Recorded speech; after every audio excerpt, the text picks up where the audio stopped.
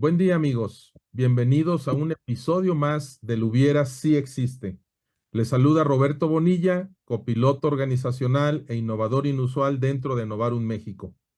El tema del episodio de hoy es la situación económica de México y su bajo crecimiento, con nuestro invitado, el maestro Alejandro Gómez Tamés.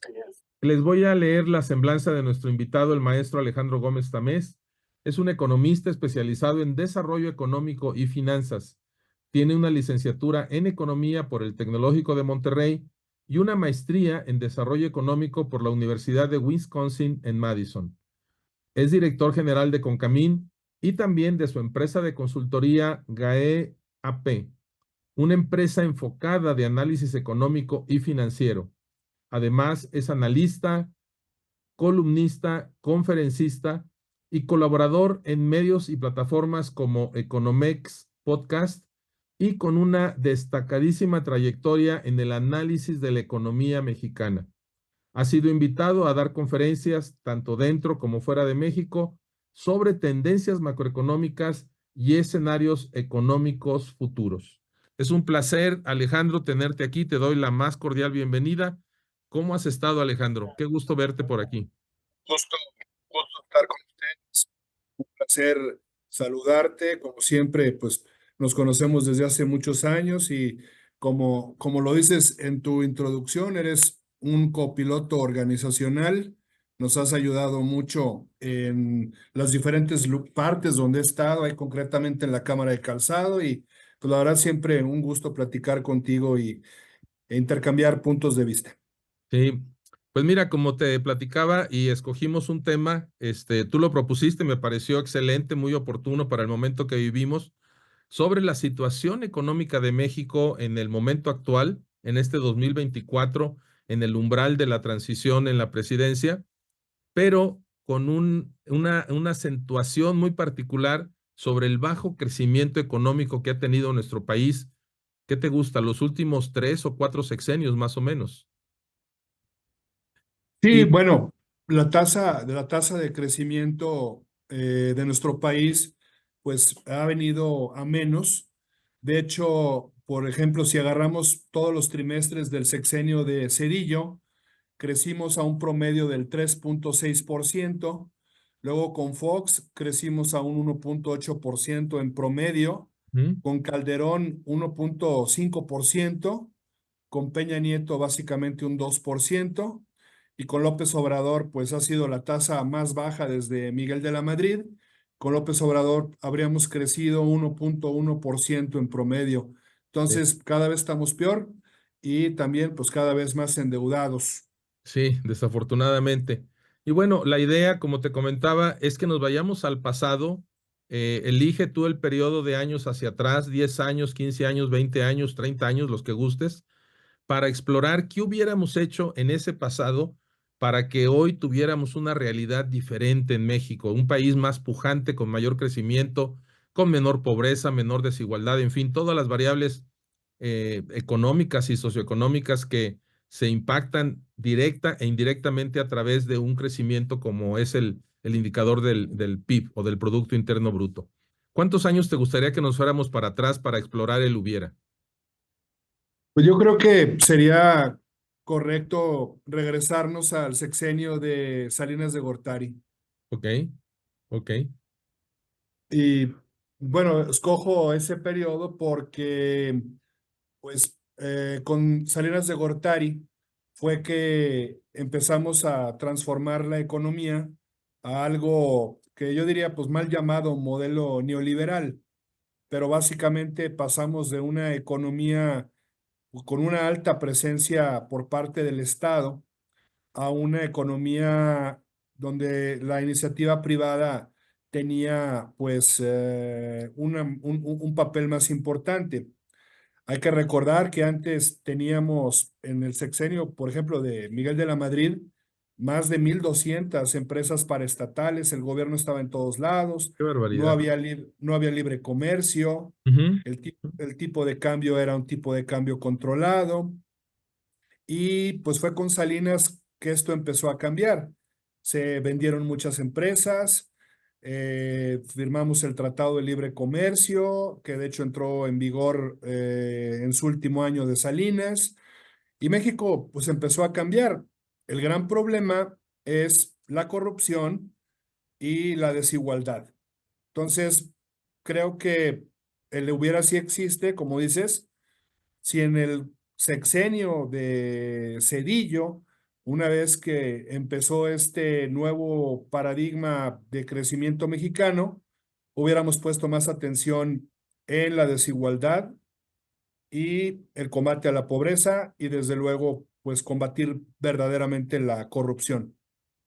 Ahora, ¿cuál de los tres elementos tiene mayor peso en lo que ahora vivimos como futuro después de esos años, ¿no? De lo que le tocó vivir a Cedillo, ¿en qué se hubiera enfocado con mayor énfasis? ¿En la corrupción, en la desigualdad, en la pobreza? Sí, pues yo creo, pues los tres son extremadamente importantes, pero creo que pues derivado de que pues llega López Obrador y López Obrador pues es una manifestación social de todo pues el problema de desigualdad y de hartazgo por parte de la gente, pues creo que lo ideal hubiera sido ponerle mucha atención en combatir la desigualdad, que el crecimiento se hubiera traducido en mejores salarios para las personas, porque pues sí, siempre se decía que pues no podían aumentar los salarios más que la inflación, porque eso iba a generar más inflación. Pero mira, yo creo que la única cosa buena que hizo López Obrador fue mejorar el poder adquisitivo de la gente. Esto lo dice muchos analistas y creo que si nos hubiéramos preocupado porque la gente viviera mejor, pues López Obrador no hubiera llegado al poder. Y no lo digo simplemente por tratarse de él, sino pues ya vimos pues muchos problemas que se ocasionaron en su sexenio, también igual de malos que los problemas anteriores o tal vez peores, pero creo que se debió haber puesto mucho énfasis en ayudar a que la gente viviera mejor. Ahora, ¿cómo es que se encuentra una relación entre el crecimiento económico?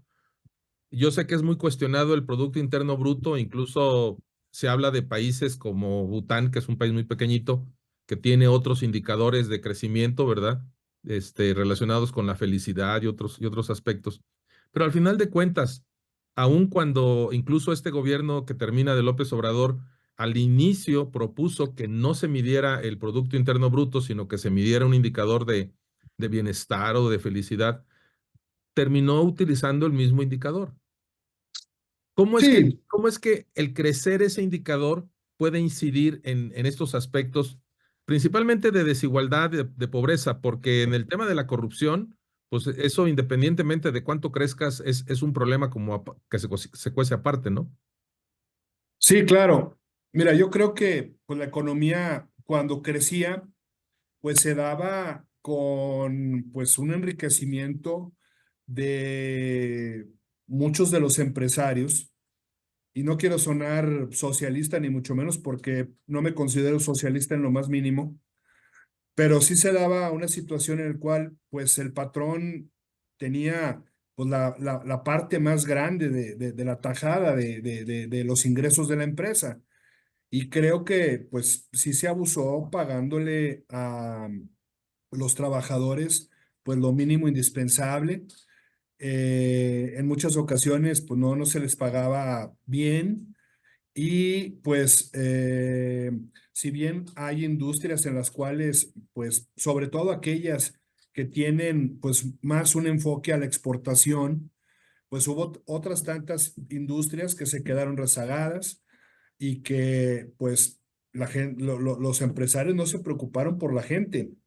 Cuando había algún tipo de demanda o de solicitud de una mejora del ingreso, pues muchas veces los empleados eran despedidos y contrataban a otro que sí estuviera dispuesto a trabajar por una paga muy baja. Y también de igual forma, pues el gobierno también tuvo la culpa porque pues tampoco hubo muchos incentivos para aumentar la productividad. Eh, Creo que también esa parte estuvo ahí omisa. Eh, México es un país que se ha estancado en su productividad.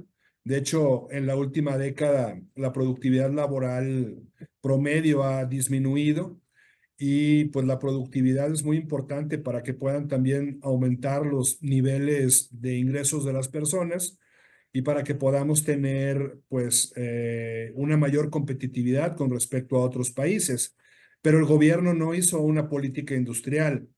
Acuérdate de esa infame frase de Serra Puche diciendo que la mejor política industrial era no tener política industrial, lo Sí. cual, bueno, pues es una tontería, porque también muchos sectores económicos fueron dejados a su suerte y pues no hubo, a diferencia de China, a diferencia de Corea, el propio Japón, Alemania, muchos países que en su momento tuvieron pues una participación con un Estado que de alguna forma pues incidía para que los sectores progresaran, pero pues en México no tuvimos política industrial. Los empresarios, como ya lo dije 3 veces, pues no se preocupaban por la gente y pues todo eso ocasionó micro y pequeñas empresas pues abandonadas a su suerte, gente ganando muy poco y unos pocos pues ganando muchísimo. Y eso pues, lo veía la gente y eso es parte del malestar que llevó a López Obrador al triunfo en el 2018. Ahora, aprovechando esos aprendizajes, pareciera que algo importante para este momento de México es que definiéramos una política industrial. Cómo se diseña una política industrial? ¿Es un trabajo colaborativo entre gobierno, iniciativa privada, universidades, centros de investigación? ¿Cuál sería la política industrial que en un momento dado nos pudiera dar una posibilidad de construir mejores futuros para México? Sí, bueno, con López Obrador hubo esfuerzos aislados por generar una política industrial. De hecho, ahí estuvo Tatiana Cloutier en la Secretaría de Economía, estaba Héctor Guerrero como subsecretario, y ahí fueron los primeros esbozos. Con Raquel Buenrostro se avanzó otro poquito, pero la verdad es que pues, nos quedamos muy lejos de una verdadera política industrial. En Concamín, donde pues yo soy director, aunque esta entrevista es en mi carácter de consultor Sí. de GAEAP, pues construimos una propuesta de política industrial, donde nosotros, pues lo que visualizamos, pues es un estado desarrollador. Y esto, pues, en alusión a lo que comentaba hace un momento, de cómo naciones como China, Alemania, el propio Estados Unidos, tuvieron, pues, a un Estado que en colaboración con la iniciativa privada, con el sector académico, con el sector laboral, pues generaba, pues, una mayor prosperidad. Y, pues, por ejemplo, en la política de Concamín, obviamente visualizamos que es muy importante desarrollar la infraestructura y desafortunadamente vemos que en los presupuestos de egresos, pues cada vez se destinan menos recursos a el desarrollo de infraestructura. Obviamente se debe buscar que haya más empleo formal y que sea un empleo bien remunerado. Se debe fomentar la innovación, hay que fomentar las cadenas de valor, desde luego desarrollar el sector energético de gas y agua, que pues en este sexenio fue un gran problema y ahora estamos pagando cuellos de botella porque no podemos capitalizar el nearshoring, porque no hay energía suficiente y tampoco hay agua suficiente en diferentes partes del país. Obviamente tenemos que apostar a que haya una mayor productividad laboral, eso requiere capacitación de la gente, obviamente que las empresas puedan invertir en maquinaria y equipo, pero pues no hay incentivos fiscales para la inversión, por el contrario. De igual forma, pues se debe buscar que haya una diversificación económica, el desarrollo regional, que es parte de esta desigualdad, porque vemos en México cómo el norte se desarrolló muy bien, el centro tiene estados de vanguardia como Querétaro, como Guanajuato, Jalisco, la propia Ciudad de México, desde luego, y luego tienes el sur, donde pues, los niveles de productividad y de subdesarrollo son muy elevados. Y obviamente, pues todo el tema del desarrollo de capacidades y talento humano. Digo, de alguna forma, Sí. todos estos elementos deben estar ahí en la política industrial y como tú bien dices, pues es una labor pues de lo que se llama la pentahélice. A ver, ¿quiénes integran la pentahélice? Pues si mi memoria no me falla, es el gobierno, la iniciativa privada, la sociedad, la academia y el sector también laboral. Ok, ok. Ujú. Pero entonces, hay una oportunidad para que este gobierno que inicia pudiera ser más agresivo en cuanto a atender esas variables que tú mencionas con una política industrial.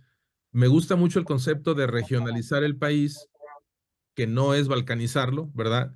Regionalizarlo para que se puedan diseñar programas de desarrollo acordes a las realidades de cada una de esas, valga la redundancia, regiones del país.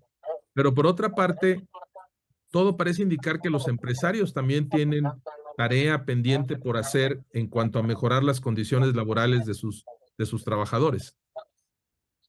Sí, desde luego, todo el mundo tiene una responsabilidad y claro que ahora que está por iniciar el gobierno de Claudia Sheinbaum, pues es una magnífica oportunidad para que se implemente pues una política industrial que sea inteligente, que sea moderna. No queremos proteccionismo, no queremos sustitución de importaciones. Queremos pues que haya un Estado que dé los incentivos y que apoye a las empresas para que puedan crecer y que puedan generar mejores empleos. Entonces, obviamente la tarea es diferente en el norte respecto al centro y obviamente pues hay que hacer mucho en el sur. Creo nuevamente, yo no de ninguna forma secundo el gobierno de López Obrador, lo quiero dejar muy claro, creo que tiene o tuvo muchos errores, muchas áreas de oportunidad, pero otra cosa que se le debe reconocer, pues es que él sí volteó a ver al sur. Y en ese sentido, bueno, de hecho, en el más reciente informe trimestral del Banco de México, pues es claro que los estados que más se desarrollaron y que más crecieron, pues son los del sur, Ahora, ahí pero todavía faltaría ver, falta. sí, faltaría ver si ese desarrollo que se hizo con una inversión multimillonaria se va a autosostener con el paso del tiempo, ¿sí? Así es. Desde luego hay que llevar empresas, hay que capacitar a la gente.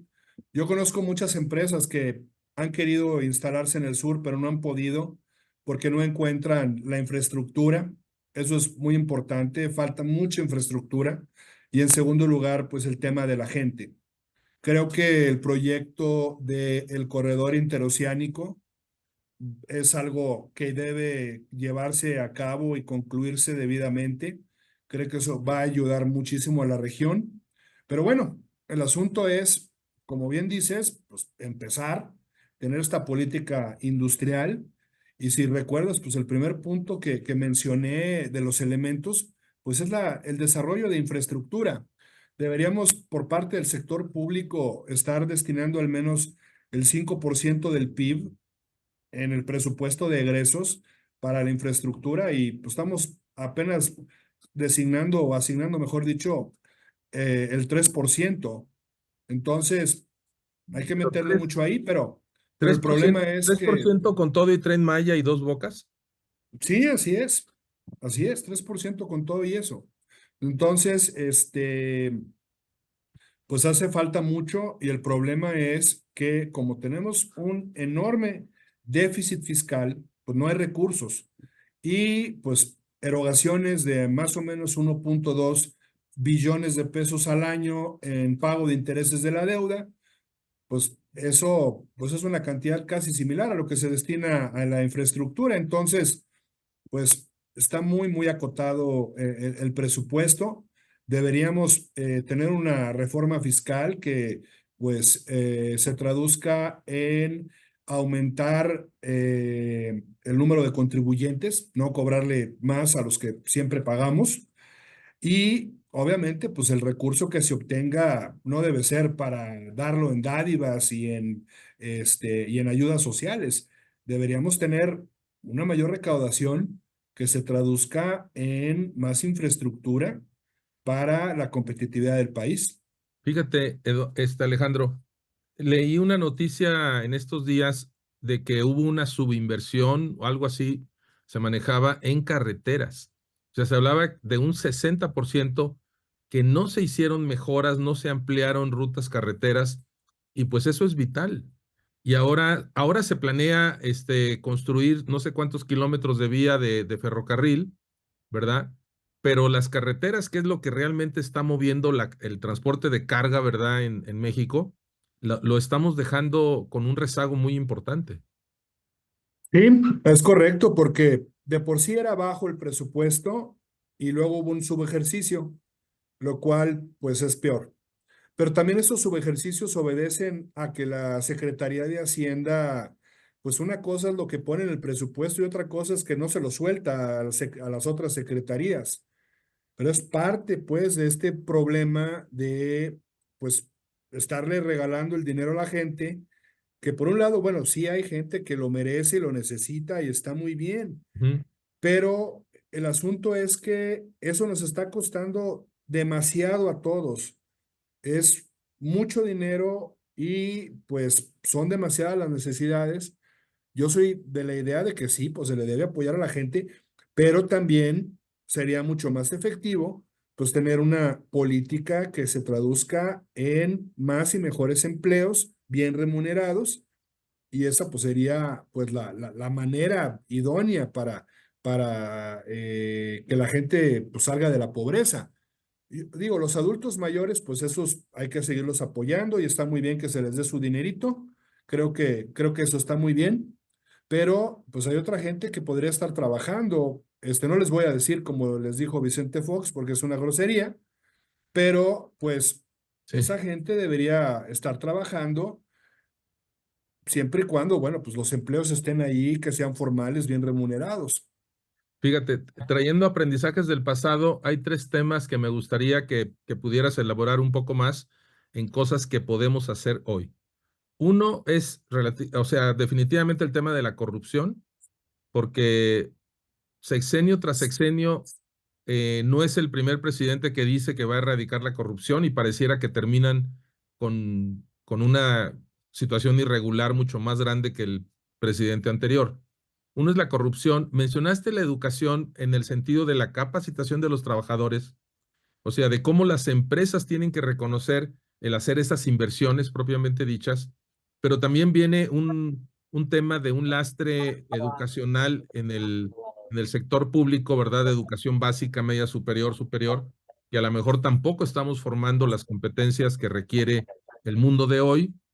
Y otro tema que no hemos tocado es el de los emprendedores, ¿sí? El de los emprendedores que también pudiera recuperarse ese tipo de apoyos que se daban en el pasado. Yo, tema de la educación desde la óptica de una política industrial, pero desde luego tiene que haber un sistema educativo, tiene que haber un sistema de salud, tiene que haber seguridad pública, tiene que haber Estado de Derecho. Desde luego, son esferas que son también muy importantes para que la política industrial pueda florecer. Y desde luego que hubo un retroceso en el sistema educativo en este sexenio. Hubo también un retroceso en el tema de salud, lo cual pues merma la productividad de las personas cuando pues, no están bien atendidas o bien cuidadas.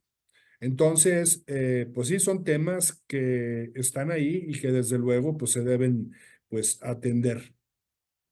Y lo del que dijiste de los emprendedores, claro, claro. Eso también es una gran asignatura porque, pues, mira, la realidad es que existía el Instituto Nacional del Emprendedor, ahí con Peña Nieto. Y pues es un programa de claroscuros, porque hubo gente muy capaz que tenía sus proyectos, fueron apoyados y sirvió mucho. Pero la realidad es que también hubo graves de malos manejos, graves situaciones de malos manejos. Y bueno, pues este gobierno, fiel a su costumbre, pues en lugar de corregir, destruyó. y quitaron todos los apoyos a las MIPYMES. Ujú. Pero creo que un Instituto Nacional del Emprendedor bien llevado, pues es algo que necesitan los jóvenes, es algo que necesitan pues pues muchas mujeres que también quieren emprender, que son amas de casa, pero que requieren pues el apoyo y hoy por hoy pues no está. Es pues más que se cada quien con sus uñas. Si acaso algún apoyo a nivel estatal, pero a nivel federal no hay nada. Oye, fíjate que tuve la oportunidad de participar en una conferencia internacional el sábado pasado, fue de naturaleza virtual, y yo les comentaba a los participantes que la migración, que se ve como un gran problema en muchos países, pudiera convertirse en la solución en el futuro, por temas también de la reducción de la tasa de natalidad y en un momento dado, ¿cómo podría México capitalizar ese flujo de migrantes que van fuertemente atraídos por Estados Unidos y que hay regiones en el país en donde ya no se encuentra mano de obra, ya no se encuentran trabajadores? Sí, claro, claro, es verdad, la tasa de desocupación en México ha estado en los niveles más bajos, pero también es cierto que los niveles de informalidad laboral pues andan por ahí del 55%, es decir, 55 de cada 100 personas que trabajan en México están en la informalidad y también pues eso es parte de la razón por la cual nuestro desempleo es tan bajo. Pero bueno, en el tema de los migrantes, sí, desde luego hay programas por parte de lo que se considera, bueno, pues los refugiados, que esos sí tienen un permiso para trabajar y sé que hay refugiados trabajando en diferentes empresas. Otros tantos pues, migrantes pues son meramente migrantes en tránsito, pero pues ahí habría que ver los temas de pues dónde están ubicados y pues todo el tema también de cuánto tiempo va a tardar en que pues les vayan a dar su visa, si es que se las dan, etcétera. Pero bueno, el tema es que hoy por hoy ya hay forma de contratar migrantes siempre y cuando estos tengan el estatus de refugiados. Ah, ok. Mira, tratando de resumir, yo veo como acciones en cuatro niveles. El que nosotros como ciudadanos pudiéramos incidir en el gobierno federal, ¿verdad? En el gabinete nuevo, para transmitir estas inquietudes, estas ideas, que pudiera encontrarse esos caminos y quizás ese eco, ¿verdad? Probablemente. No está de más intentarlo. Pero también el siguiente nivel sería hacer planes de desarrollo regional, no necesariamente esperando que el gobierno los active, ¿sí? Sino que los mismos gobernadores de esa región autoconformada, ¿verdad?, crearan su propio plan de desarrollo. El otro sería a nivel estatal y el último, pues a nivel municipal, que todavía se verían más limitados, ¿no? Porque hay un tema también de distribución de los impuestos de los estados que aportan muchos impuestos y luego reciben menos, pero ¿en dónde verías tú más probabilidad de poder tener éxito en los últimos 7 minutos que nos quedan? Que sí hay una buena probabilidad de que podamos construir una política industrial con el gobierno entrante de Claudia Sheinbaum.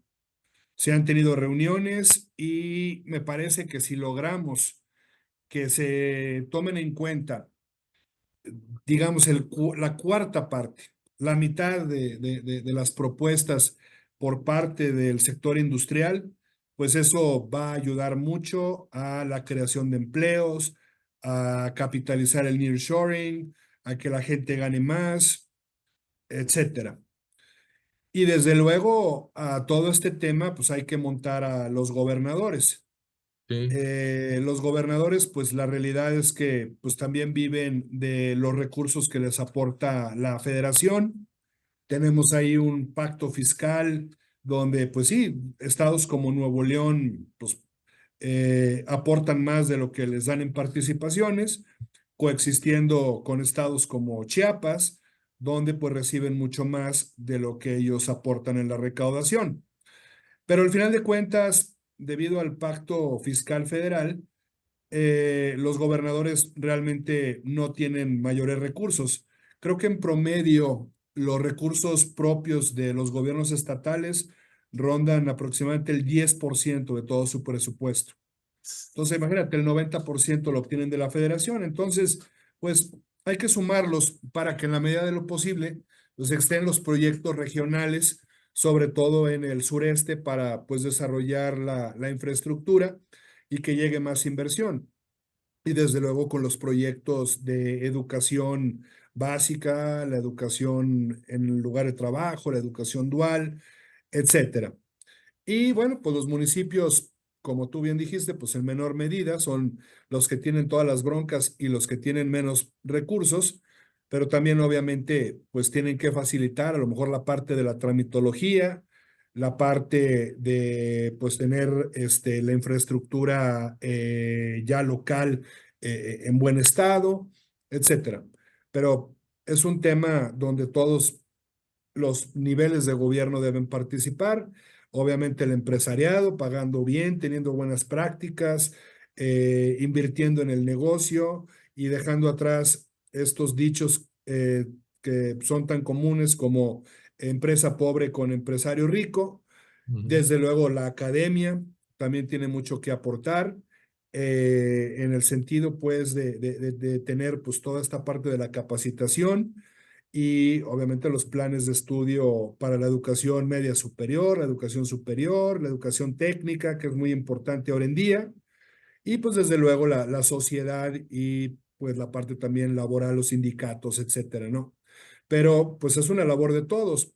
Nadie lo ha podido hacer en los últimos 5 sexenios. Ojalá que en este próximo veamos alguna mejoría.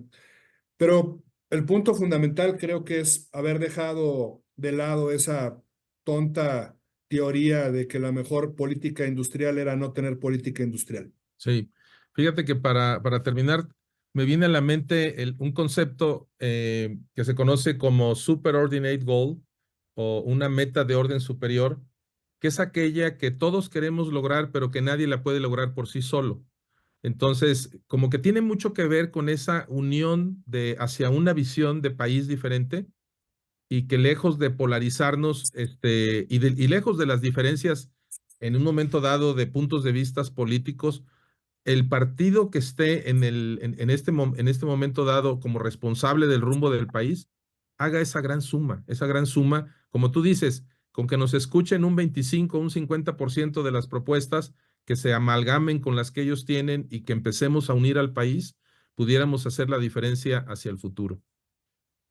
Alejandro, pues te Sí, agradezco coincido. el tiempo. Sé que tienes más compromisos, agradezco el espacio que nos dice en tu agenda y sigamos en contacto, sigamos mexicando, Alejandro. Sí, Roberto, al contrario, muchas gracias por la oportunidad. Digo, fue media hora, pero se pasó de volada. Y pues sí, creo que es importante platicar de estas cosas, que se conozcan, que más personas se sumen, porque pues hay mucho por hacer por este país. Y pues nuevamente, muchas gracias. Gracias. Y claro, estaremos en comunicación. Seguimos en contacto. Gracias. Amigos, Al esto fue contrario. Conexión Novarum, un episodio más de Hubiera si existe con el maestro Alejandro Gómez Tamés. Saludos a todos. Buenas noches.